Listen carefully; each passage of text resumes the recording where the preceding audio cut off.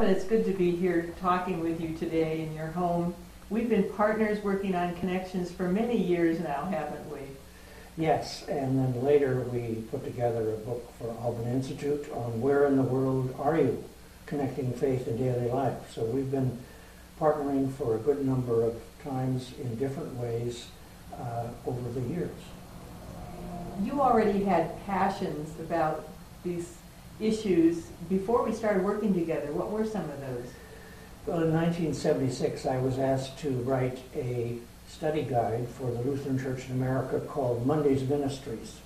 And that was a 13-week series that took off. In fact, it was used ecumenically quite widely too. And that was a passion which I felt was important for the church to be aware of and to learn what it meant to be a minister in the full sense of the word in daily life.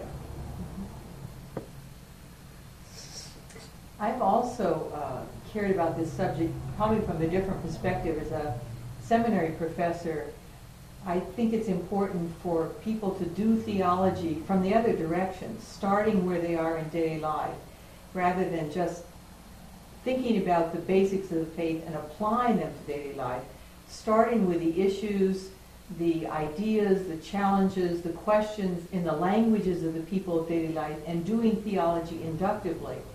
So I care about seminarians being able to do that, but also in many ways for all Christian people to be theologians in their daily life. We may not use that term, but to be able to think about faith. And that's very much connected with our deep Lutheran heritage of priesthood of all believers. It also connects, of course, with a very important doctrine in the biblical tradition as well as in our own Lutheran tradition of vocation.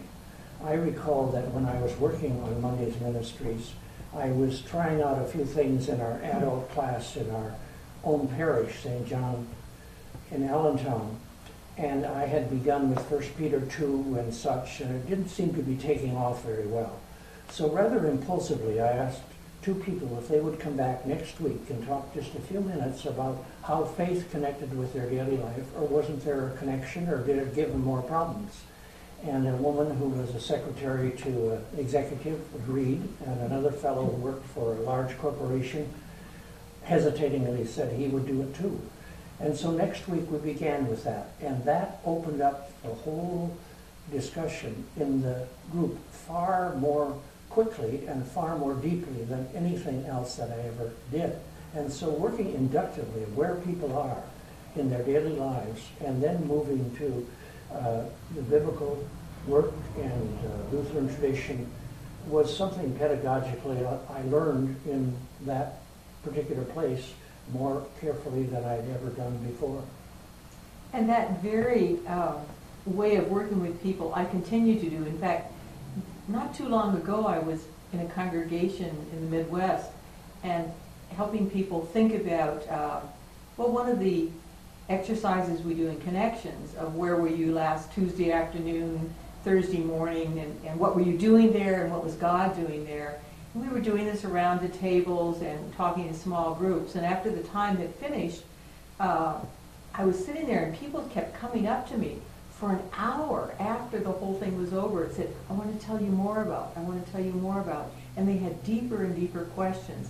It's as if we opened up a whole new way of helping people think about these issues that were there, but they didn't have the language to speak about them.